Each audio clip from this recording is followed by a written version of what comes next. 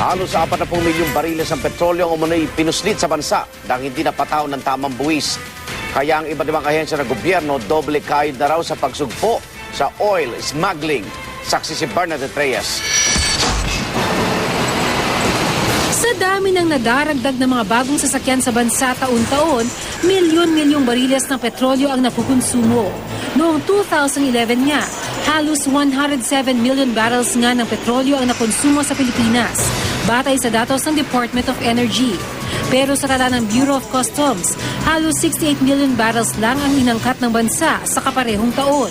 Ibig sabihin, halos 40 million barrels daw ng petrolyo ang maaaring naipuslit sa loob ng bansa at hindi napatawan ng tamang buwis. Ayon sa Petron, aabot daw sa 40 billion pesos ang nawawalang kita ng pamahalaan taon-taon dahil sa oil smuggling. Ang Shell at Chevron naniniwala ring laganap ang oil smuggling sa bansa at suportado raw nila ang anumang hakbang ng gobyerno para matigil ito. Ang customs mas nahigpit na raw sa pagbabantay sa mga pantalan.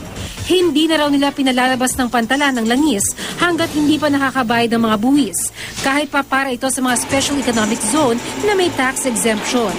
Pero aminado ang customs na hindi raw madali ang pag-monitor ng mga inaangkat na langis. Ang ating bansa ay isang archipelago at may mga areas na maaaring bagsakan ng mga produkto, ngunit walang presence ang DOC. So yan yung mga areas naman na kung saan kami nakikipagtulungan sa ibang ahensya tulad ng Armed Forces of the Philippines, yung Philippine Navy.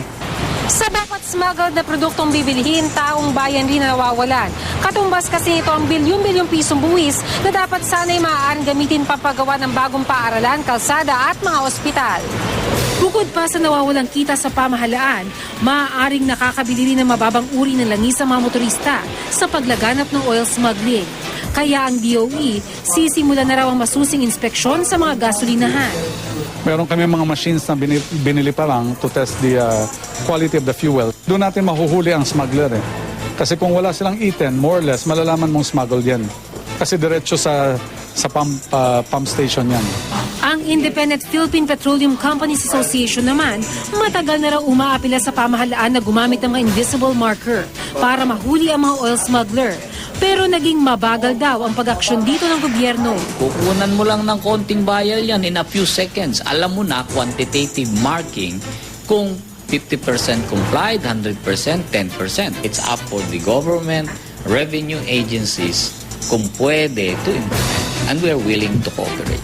Tiniyak naman ang palasyo na sinisikap masugpo ng gobyerno ang oil smuggling sa bansa.